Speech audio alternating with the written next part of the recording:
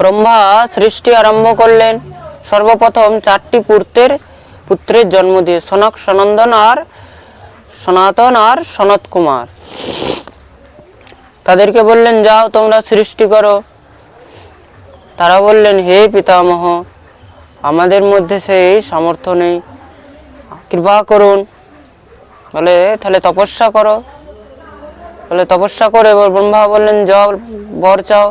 তপস্যা করে মন নির্মল হয়ে গেল, কে এই সংসারের মধ্যে ঢুকতে যাবে? এমন কৃপা করুন যেন আমরা ছোট ছোট 5-5 বছরের বাচ্চা হয়ে থাকতে পারি। ব্রহ্মা বললেন, তথাস্তু, এবার সৃষ্টি করো। আপনি কৃপা করলেন 5 বছরের বাচ্চা হয়ে থাকার জন্য, আর 5 বছরের বাচ্চা কি বাচ্চা জন্ম দিতে পারে? ব্রহ্মা ক্রুদ্ধ হয়ে গেল, আমার বাচ্চা উল্টে আমাকেই শিখিয়ে দিচ্ছে। যখন রাগ উঠেছে, সেই ক্রোধের কারণে ভ্রূ যুগ্ম থেকে একটি শিশুর উৎপন্ন হলো। সেই শিশুর জন্ম নিয়েই রুদন আরম্ভ করে দিয়েছে। রুদন করা, রুদন মানে কান্না, জন্ম নিয়েই কাঁদতে লেগে গেছে। অতি রুদন করার কারণে নাম হলো রুদ্র। রুদয়তি ইতি রুদ্র। এই রুদ্রই হলেন দেবাদেব মহাদেব। বলিয়ে শিব শঙ্কর মহাদেব কি।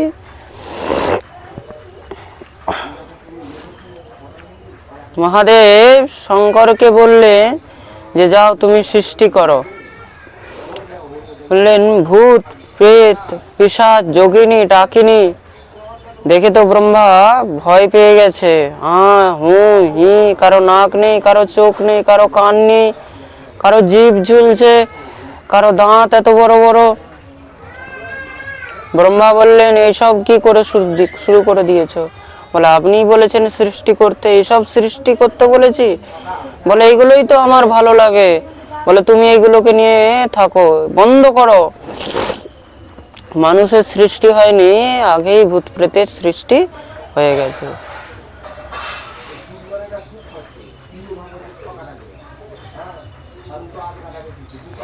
এখন সৃষ্টিটা কিভাবে আগে বাড়বে?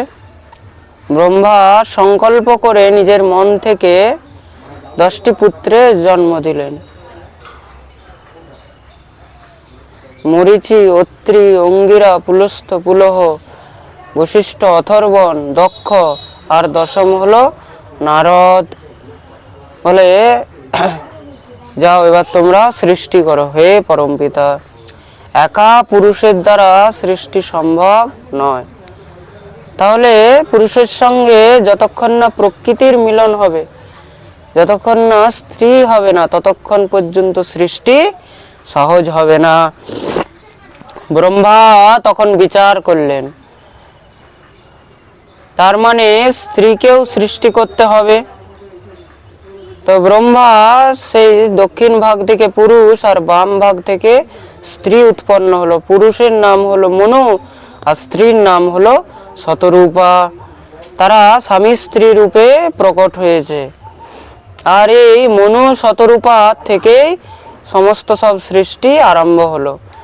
এই মনুর পুত্র বলেই তাদেরকে মনুষ্য বলা হলো। আমরা হলাম সেই সব মনুরই সন্তান। প্রেম সে বলো। মনু শতরূপা থেকে 5টি সন্তান হলো, 3টি কন্যা আর 2টি পুত্র। 3টি কন্যা কে কে? আকুতি, দেবহূতি, প্রসূতি। আর 2টি পুত্র হলো প্রিয়ব্রত আর উত্থানপাদ। শ্রী শুকদেব প্রভু 3টি কন্যার বংশবর্ণন আরম্ভ করলেন। এই বংশে থেকে আস্তে আস্তে এত বিস্তার হয়ে গেল যে তাদের থাকার জন্য জায়গা হচ্ছে না। মনু মহারাজ ব্রহ্মাকে বললেন, হে পরমপিতা, আমাদের মনুষ্যদের জন্য আলাদা একটি জায়গা দেন। ব্রহ্মা বললেন, ঠিক আছে, যাও তোমরা এগিয়ে এবার পৃথিবী লোকে নিবাস করো। পৃথিবী কোথায়?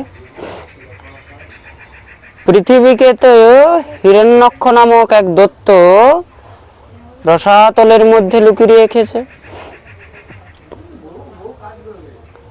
আর সেই এত বলবান, এত দুরাচারী, তার থেকে পৃথিবীকে কে রক্ষা করবে? ব্রহ্মা তখন ভগবানকে ধ্যান করলেন, চিন্তন করতে করতে জোরে যখনই একটা হাঁচিয়ে উঠেছে, সেই নাক থেকে ভগবানের দিব্য স্বরূপ প্রকট হয়েছে। কেমন? শূকরের মতন দেখতে দেখতে বাড়তে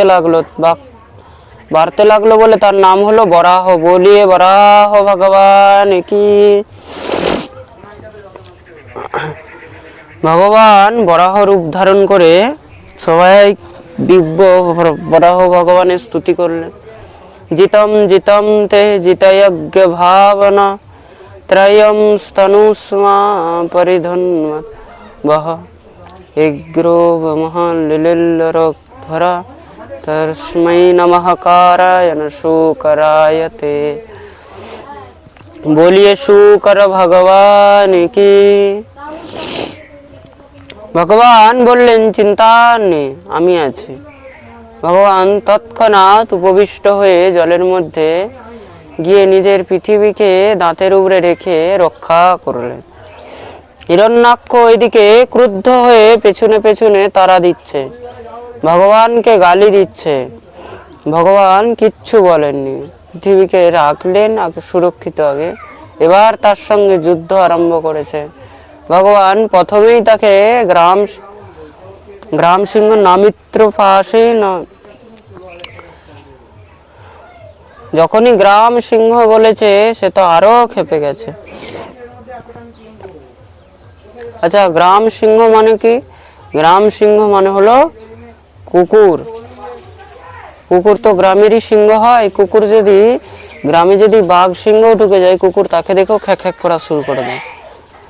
তার জন্য কুকুরকে গ্রাম সিংহ বলা হয়। যে ভগবান পৃথিবী রক্ষা করলেন, হিরণ্যাক্ষের উদ্ধার করলেন, উদ্ধার করে পৃথিবী সমর্পণ করলেন। সেই পৃথিবীর মধ্যে মনুষ্যদের নিবাস আরম্ভ হলো। 3টি কন্যার বংশবর্ণন আরম্ভ করলেন। সর্বপ্রথম দেবহতীর বিবাহ হয়েছে কর্দম প্রজাপতির সঙ্গে। তার থেকে 9টি কন্যা হলো। এই 9টি কন্যা ব্রহ্মার সেই 9 পুত্রের সঙ্গেই দিয়েছে। খুব মন দিয়ে শুনবে কিন্তু। আর এই তাদের থেকেই সন্তান হয়েছে। আস্তে আস্তে তারাই কিন্তু সমস্ত সব সংসারকে ভরিয়ে দিয়েছে। এই যে মরিচির পুত্র কশ্যপ, কশ্যপের পুত্র সব থেকে বেশি সন্তান হয়েছে। সব থেকে বেশি কার সন্তান হয়েছে? কশ্যপের। তার জন্য মনে রাখবে, যদি কাউকে নিজের গোত্র মনে নেই বা মনে না থাকে, তখন অনেক সময় হয় যে পুজোতে বসে নিজেদের গোত্র মনে থাকে না। সেই সময় তখন কাশ্যপ বললেও চলে যায়। তখন কাশ্যপ গোত্র বলা উচিত। যার কোনো গোত্র নেই তাকে কাশ্যপ গোত্র ধরে নেওয়া উচিত। 9টি কন্যার পরে একটি পুত্র হলো, তার নাম হলো কপিল। বলে কপিল ভগবান কি। এই কপিল ভগবান নিজের মা দেবহূতিকে সাংখ্য দর্শনের উপদেশ করেছিলেন। আর তৎপশ্চাৎ তিনি গঙ্গা সাগরে গিয়ে তপস্যা আরম্ভ করলেন। আর আজও কপিল ভগবান গঙ্গা সাগরে বসে আছে। বলিয়ে কপিল ভগবান কি জয়। তৎপশ্চাৎ দ্বিতীয় কন্যার বংশবর্ণন করলেন আকুতি। আকুতির বিবাহ হয়েছে রুচি প্রজাপতির সঙ্গে। তার গর্ভের থেকে স্বয়ং যজ্ঞ রূপে অবতীর্ণ হলেন। আর ভগবতী লক্ষ্মী দক্ষিণা রূপে অবতীর্ণ হয়েছে। বলিয়ে যজ্ঞ ভগবান কি। দক্ষিণা মাইয়া কি। যজ্ঞের স্ত্রীর নাম হলো দক্ষিণা। তার জন্য যজ্ঞ করে দক্ষিণা না দেওয়া হয়, সেই যজ্ঞ কখনো পূর্ণ হয় না। তৃতীয় কন্যা হলো মনু মহারাজের, নাম হলো প্রসূতি। প্রসূতির বিবাহ হয়েছে দক্ষ প্রজাপতির সঙ্গে। তার থেকে 16টি কন্যা হলো। 13টি কন্যার বিবাহ দিলেন ধর্মের সঙ্গে। 14 নম্বরের কন্যার বিবাহ দিলেন সদা, তার বিবাহ দিলেন পিতৃগণের সঙ্গে। 15 নম্বরের কন্যা হলেন স্বাহা, তার বিবাহ দিলেন অগ্নির সঙ্গে। তার জন্য অগ্নিতে যখন আহুতি দেওয়া হয় তখন কি বলা হয়? স্বাহা। কি বলা হয়? স্বাহা। স্বাহা না বললে অগ্নি সেই আহুতি স্বীকার করেন না। আর 16 নম্বরের কন্যা হলেন সতী, মহাদেবের সঙ্গে।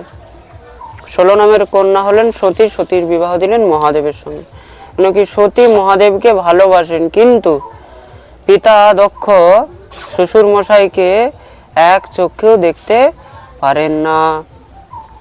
একবার বিশাল বড় দেবতাদের সভা হচ্ছে, তার মধ্যে সব বসে আছে। সভার অধ্যক্ষ হলেন কে? সভার অধ্যক্ষ হলেন দক্ষ প্রজাপতি। সবাই বসে আছে। দক্ষ প্রজাপতি যখন এসেছে তখন সবাই প্রণাম জানিয়েছে, দাঁড়িয়ে স্বাগত জানিয়েছে। মহাদেব সেখানে ধ্যানে বসেছে, খুঁজতে পারেনি, জায়গাতেই বসে রয়ে গেলেন। দেখেই তো দক্ষ আরো কুপিত হয়ে গেছে। একদম মহারাজ রেগে গিয়ে বোম, যা ইচ্ছা তা বলা শুরু করে দিয়েছে। দেখো কেমন অনাচারী, কেমন দুরাচারী। প্রেতা বাসেষে ভূরেষু প্রেতের ভূত গণের প্রেতঃ অটন্তন উন্মন্ত বেকে হসমুদম চিতা ভস্ম কৃতস্বাহ প্রেত অস্তি ভূষণঃ শিবাপদেশু জনপ্রিয়। এই দুরাচারীকে দেখো, ভূত প্রাত এদের সঙ্গে থাকে। চিতা ভস্ম কৃতস্নানঃ, চিতা ভস্ম দিয়ে স্নান করে। কি দিয়ে?